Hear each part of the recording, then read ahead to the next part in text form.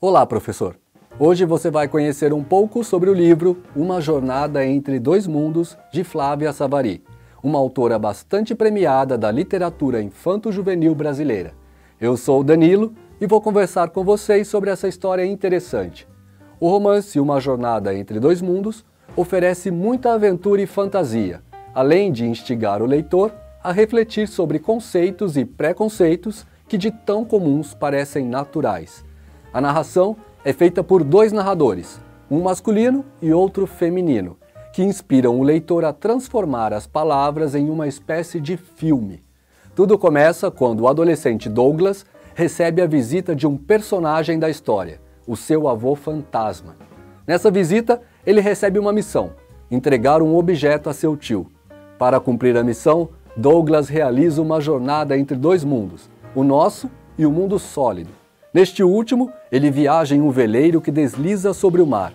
No nosso mundo, a jornada não é menos fantástica. Ela envolve uma ilha flutuante, uma misteriosa casa amarela e uma viagem com um tapete que fala pelos cotovelos. Com certeza você terá excelentes motivos para indicar a leitura desse livro aos seus alunos, não é mesmo? Mas quem será essa autora que navegou tão bem pelo universo da ficção e da fantasia? Flávia Savary é formada em letras pela UFRJ e dedica-se à literatura desde 1979. Foi uma das fundadoras da Associação de Escritores e Ilustradores da Literatura Infantil e Juvenil.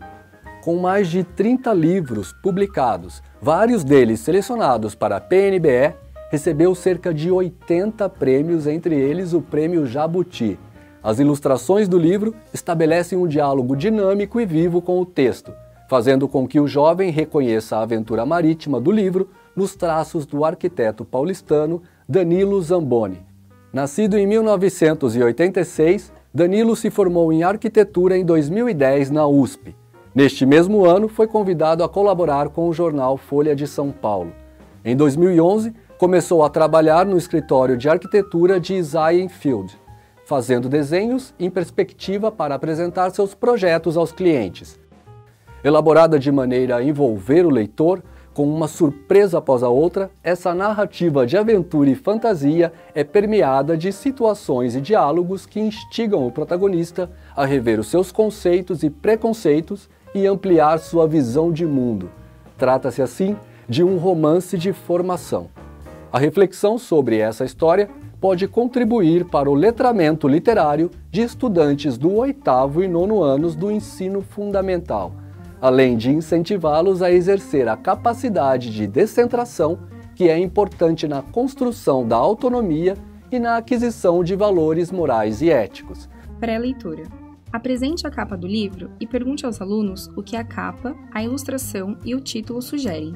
Proponha ao aluno que leia em voz alta o texto da quarta capa e peça aos outros que relacionem o texto lido com a ilustração da capa. Esse livro permite múltiplas leituras e temos certeza de que você, professor, possui um repertório rico para abordar as diversas questões que o texto suscita. Porém, tomamos a liberdade de sugerir atividades de vários componentes curriculares para você explorar ainda mais o texto em sala de aula. Todas elas estão em consonância com o que recomenda a Base Nacional Comum Curricular, que prioriza a formação de um leitor fruidor. Este leitor deve ser capaz de reconhecer diferentes maneiras de ser, pensar, agir, sentir e, pelo confronto com o que é diverso, desenvolver uma atitude de valorização e de respeito pela diversidade. É da formação desse leitor que estamos falando quando propomos atividades que abordam as práticas de linguagem associadas a vários campos de atuação, em especial o artístico-literário, descritos na BNCC. Pós-leitura, Língua Portuguesa. No capítulo 16, Barba de Neve, conhecemos Iago, corvo que repete uma expressão aprendida com o seu antigo dono, um poeta. O corvo diz: "Nunca mais, nunca mais". Trata-se de uma referência ao poema O Corvo, de Edgar Allan Poe. Pergunte aos alunos se conhece esse autor e o poema. Apresente o poema aos alunos. Mostre as diferenças entre as traduções de Fernando Pessoa e de Machado de Assis, que podem ser encontradas na internet. Arte. Na tradição latina, o golfinho é um símbolo de salvação e está presente no altar de diversas igrejas, em especial na Itália. Para os gregos, ele significava um guia das almas até o mundo dos mortos e aparecia como a deusa Afrodite Poseidon. No livro, um golfinho se torna o melhor amigo de Douglas e o ajuda em diversos momentos da aventura. Peço aos alunos que pesquisem, em livros e na internet, o significado desse animal para diversas culturas, inclusive a brasileira, na figura do boto. Em uma roda de conversa, peço que debatam o seguinte: qual a relação dos significados encontrados pela turma com o golfinho da história? Espero que a experiência de leitura com seus alunos seja tão rica e desafiadora quanto Uma Jornada entre Dois Mundos. Bom trabalho!